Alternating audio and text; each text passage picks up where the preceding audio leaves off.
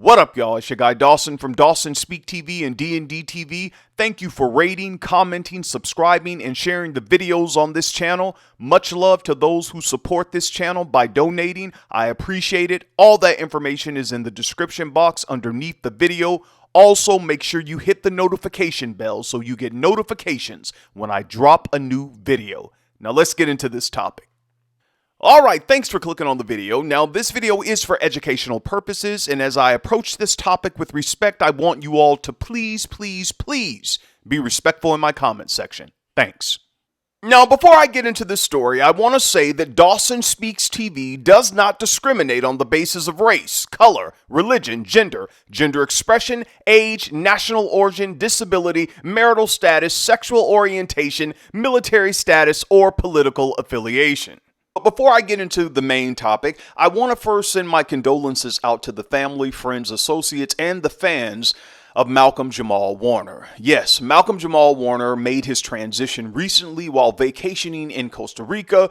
Tributes are pouring in for him all over social media because many of us, even those who watch the reruns, we grew up watching The Cosby Show, and Theo, the character, and all the other characters were like part of our lives. So this is very sad. Rest up to Malcolm Jamal Warner. You were loved, my brother. Thank you for coming this way and blessing the world with your gifts. Now, a couple of weeks ago, I did a story on a church musician in Texas who was reported missing, and then the next day he was found unalive in Frisco, Texas. Now, there were many individuals online voicing their speculations as to what they thought happened to Michael Rigsby. However, I was waiting to hear what the family had to say about his transition, and his mother, Kim China Cooks, took to her social media platform, and she had this to say about her son, Michael Rigsby's transition. Yes, Michael had some heart problems that he kept from me, and he only told 2 people. He had a confidant, and he told his child's mother. He didn't go into detail with his child's mother, though. He just wanted their relationship to be better toward his end days.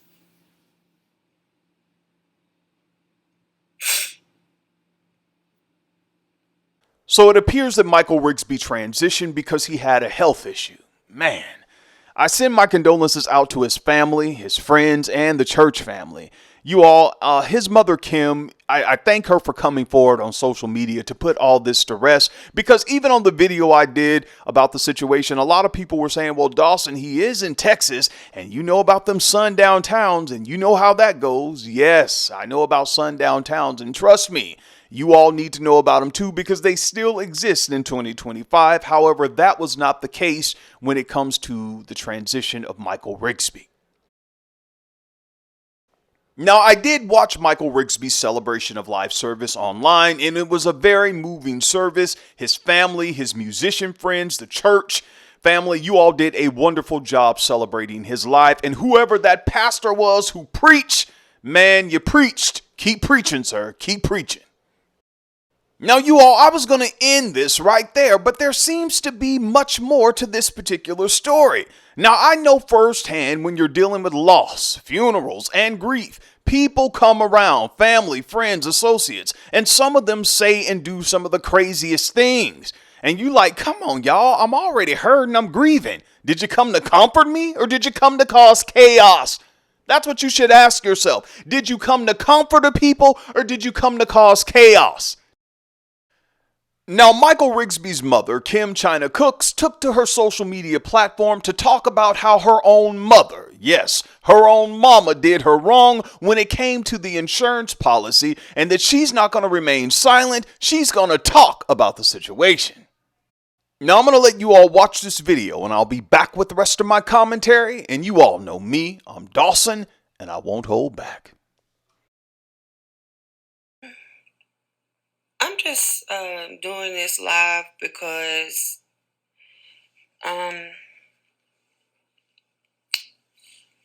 everyone knows that I lost my son. And the way that I lost him was very tragic. It's been hard for me to accept. Let's say I'm going to try to do this live without crying. There's not a day that has gone by that I have not cried. To sit back and watch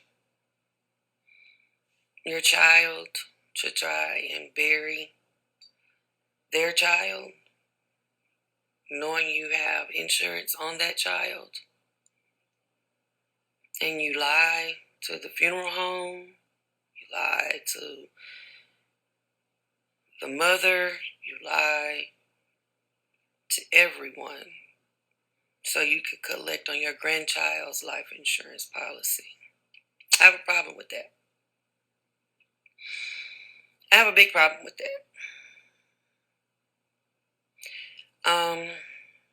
When my kids were born, it was agreed upon that my mom would carry my children so that when I had grandchildren, I could carry my grandchildren and keep them with life insurance policies. So we didn't have to ask for help burying, funeral services, or anything like that. When I found my son, or when my son was found, and as I was on my way to Dallas from Texarkana, it was verified that he was deceased, and it was him. I did the identification. But I made a phone call just to ensure. Let me back up. A week before Michael passed, I just had a feeling.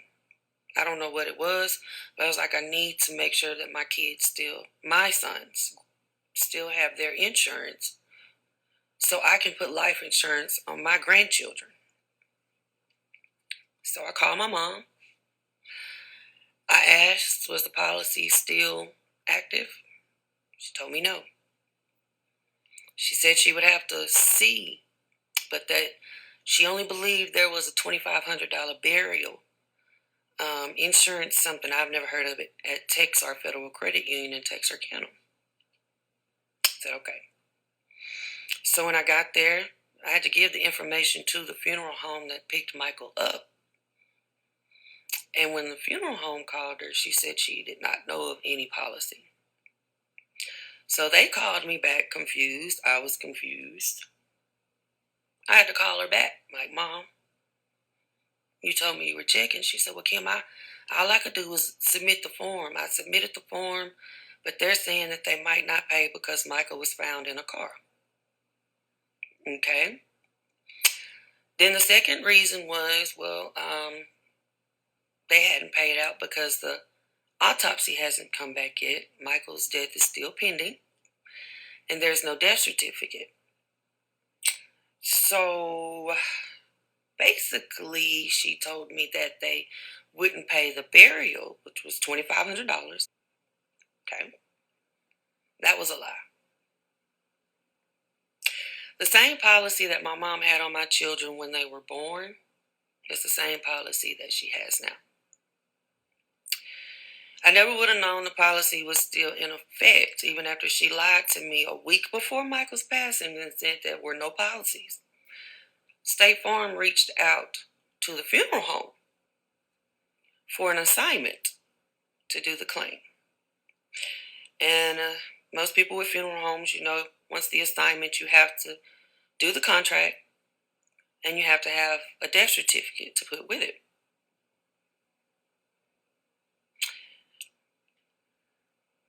The funeral home was bypassed and the policy has been paid out to my mom. It hurt deep in my core because I had to go publicly and ask for assistance to bury my child. Because I was told by my mom a week before his passing that there were no more policies. So the funeral home hasn't been paid other than the money I've raised, which I've only raised $6,000. $3,300 in GoFundMe and approximately $2,700 in Cash App. That's all the money I had. And I paid it. I sent it to when they called and said, we need it for this, we need it for that. We did, no problem. It was for Michael. all along. My mother comes to my son's funeral, stays for 30 minutes just to get the program to take back and get the claim processed. She told me I shouldn't have started a GoFundMe. No, she said I shouldn't have put my name on the GoFundMe because she said I would have got more donations.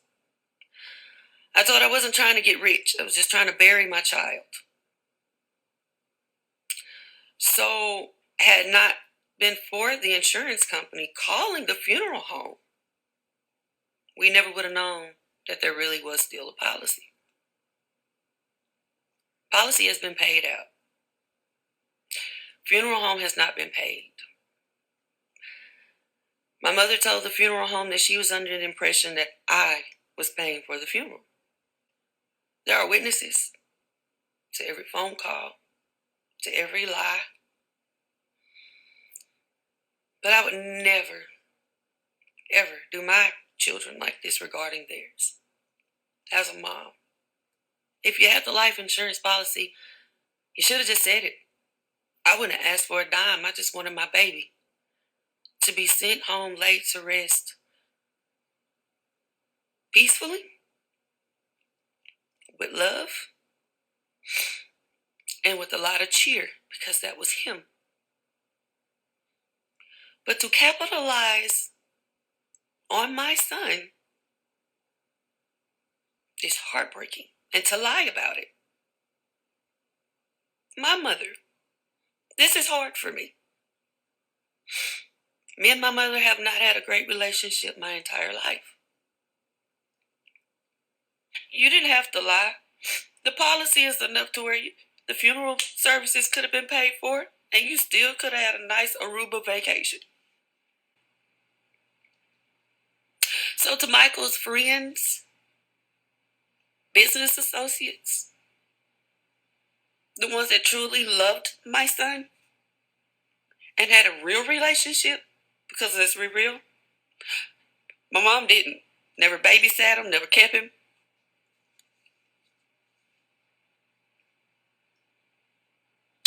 I hope it was worth it. I hope it was worth it.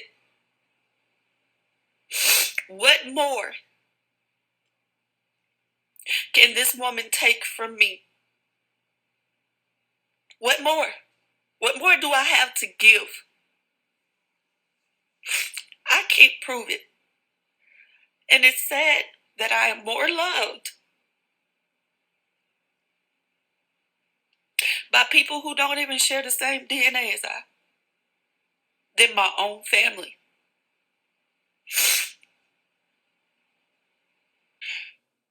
You have my cousin send me $50 in donation when you knew you had the policy. When you knew that you had it. I don't know why God had me, why he put it on my mind. I know now, but I didn't know then. But a week before my baby came missing, I had asked her. I work right next door to the insurance company. All I needed to do was go over and make the payment. I was willing to take over the policies. That's the only reason I asked. I wanted to group my children with me and my grandchildren. I've talked with my children so they know that I'm being outspoken about this. And they agree. So, not only have you lost a daughter to your foolishness, continued foolishness, your continued lies, your continued deception, you just lost your other 2 grandchildren too, because they don't want to have anything to do with you. I don't want you to think about it. I don't want you to have any hearsay. I want you to hear it from me. This was the last straw. All the whoopings, beatings, all the mistreating, all the lies, all the rumors you've even put on me, the insults you put on me could never add up to this. I've emptied out my savings.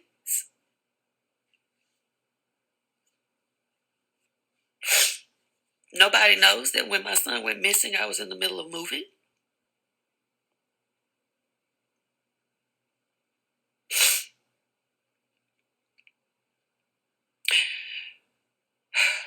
My car broke down the day before. It's still broken down. So I'm driving a friend's work truck so I could have some transportation. Definitely am. Thank you to the bridge of Frisco. I couldn't have done this. My godfather couldn't have done this without you all. You were as patient could be.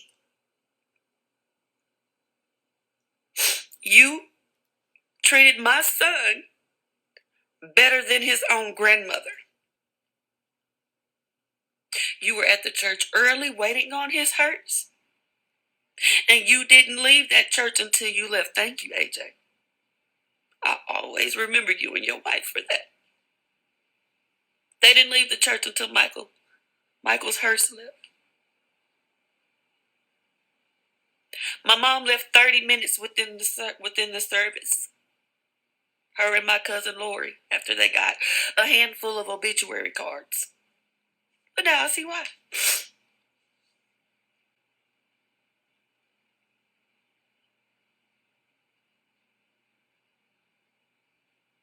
So yeah, y'all tell me, how would y'all act? What would you do? Let me say this. Thank you to Miss Kim China Cooks for speaking out, because you're not alone. There are a lot of people who have gone through or currently going through this exact same thing with a mother, a father, or a family member, and they were told to not speak on it. Just pray about it. Or we don't want people in family business, so we don't talk about it. No, no, no, no. Talk about it. Why should you suffer in silence? You all, sometimes it could be someone in your family that's out to hurt you.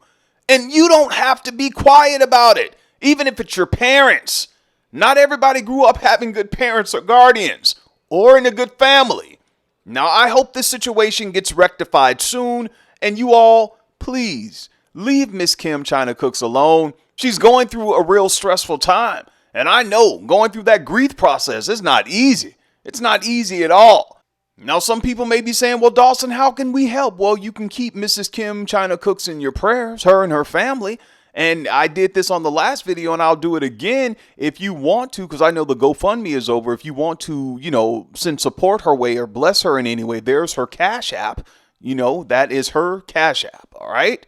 Anything you give will be greatly appreciated. Now, I also want to remind the family, friends, and associates of Michael Rigsby that his church, the Frisco Bridge Church, which is a part of the Potter's House in Dallas, Texas, they said during his homegoing service that their church provides grief counseling and I believe a support group as well. So if you're in that area, please look into getting counseling from that church. They believe in counseling. And when you're going through grief counseling, it helps and it works. All right. I'm currently going through counseling myself. I know.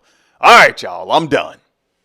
You all get down in the comment section, go off. Let me know what you think about this topic. Thank you all for watching. Please thumbs up the video, share the video with family and friends. Remember, take care of yourself. Take care of yourself. Please take care of yourself and each other. And don't forget, protect your peace and protect your energy at all costs. Take care, y'all. Peace.